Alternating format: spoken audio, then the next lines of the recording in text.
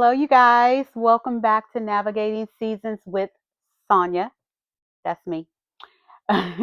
It's so good to have you back here with me on this episode. As you can see, I have on a hospital gown. What that means is I'm about to take y'all back. I'm about to take you back to when I got admitted into the hospital on November 2nd, 2024, y'all. So we're going to go through it. And the yellow gown is very significant, and I'm going to share that story with you.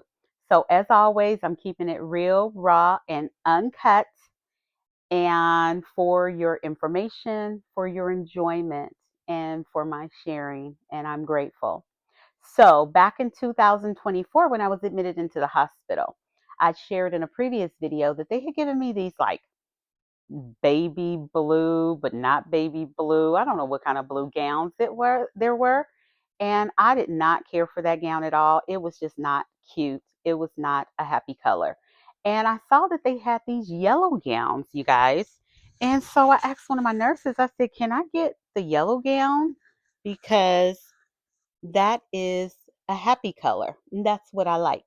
So she said, "Sure, no problem." And that was it. She didn't tell me that there was rules to go with the yellow gown. Gave me the yellow gown. So from that day forward, when I would get myself cleaned up, smell good, all the things, put on my little cap or put a ponytail up in my hair, put on my yellow gown, and I loved it. And I put on my red socks. I showed you guys the red socks in the OOTE. So every evening, I would make my rounds on the floor with my IV pole in my yellow gown, speaking to my neighbors, saying hello to the people, the employees, the staff, and they was like, "Go, girl, do your rounds." And I was getting my exercise in, right? Getting my laps. And then one particular day, there was one of the medical team staff following me. I'm like, on my heels, right? I'm like, what you following me for? And he said, "Oh, Miss Finley, I'm just making sure you're okay, that, because you're a fall risk." I said, "Fall risk?" I said, "I'm not a fall risk." He said, "Oh, well, you got the yellow gown on, and anyone who wears a yellow gown, that means they're a fall risk." Y'all, nobody told me about that. How they gonna not tell me that the yellow gown was a fall risk? I didn't care. I was just like, "Oh, well, I'm not a fall risk. Make sure you tell the rest of the team I'm not a fall risk." So this got back to the manager of the team. And she said, "Y'all leave Sonia alone. She is not a fall risk. She just like her yellow gown. Don't you like yellow? It's sunshine. It's bright. It's happy. And I'm happy." So that's the purpose of the yellow gown, y'all. But in addition to that, I wanted to share that story and also share about the surgery. So I shared about the surgery of having the catheter put in my chest. Um, and that was while I was in the hospital. Once I came home from the hospital and I started my treatment in the clinics and all of that, I did have to go back into the hospital for the ultrasounding of my arm to see where a viable vein would be in order for them to get the catheter out my chest and put the access in my arm. So once they figured that out and I had to go back in for surgery in my gown, um, they put the access. So that was surgery number 2 in my arm. And I shared with you guys before where that is. I have this graft here that goes here, and this is where they cannulate me 3 times a week with two 15 gauge needles in my arm, right there, in there. And yes, it does hurt. And it lessens the pain if I put my lidocaine about an hour before treatment time. And then once I get there, I wash it off. And then when they get ready to cannulate me, it doesn't hurt as bad as much.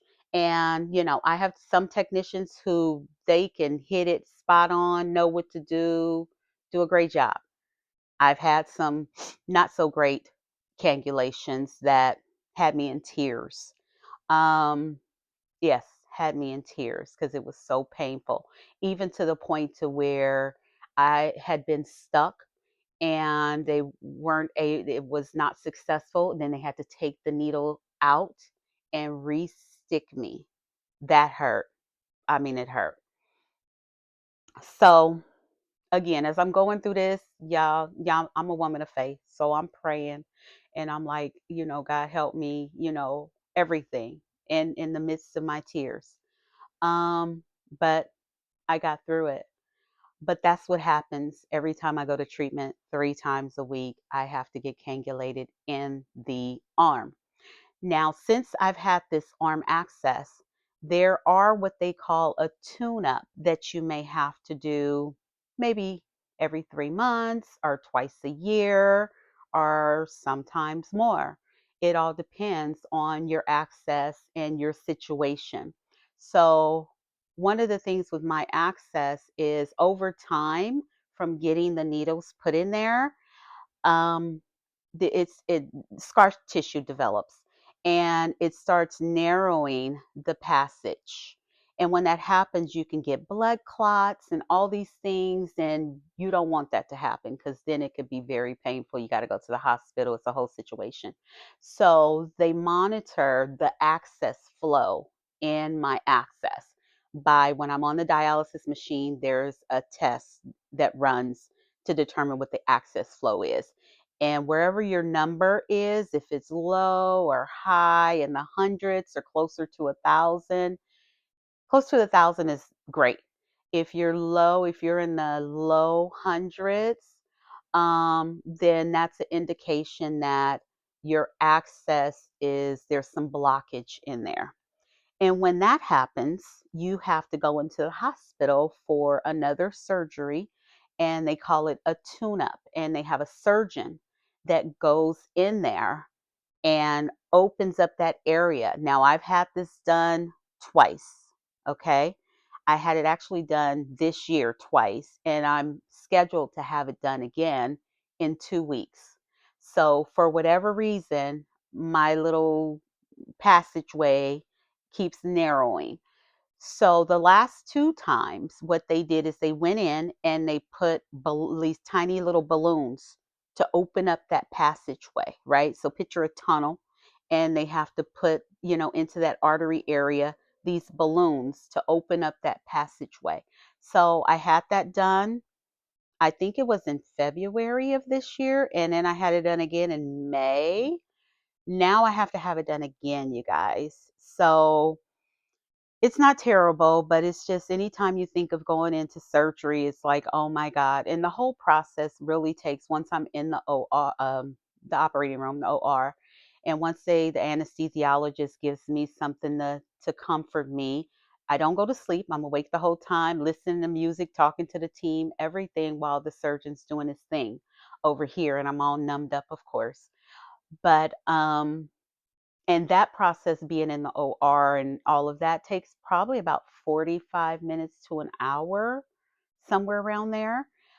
What I was told last time that if this happened again soon, they were going to have to put a stent in that area. So not just the balloons to open it up, but a stent that's going to hold it open, right?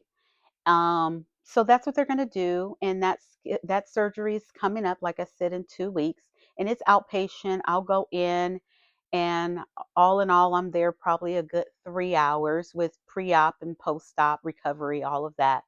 Yeah. So that's what's going on. So those are the surgeries that I've had thus far, as it relates to my kidney disease, function, dialysis, all of these things.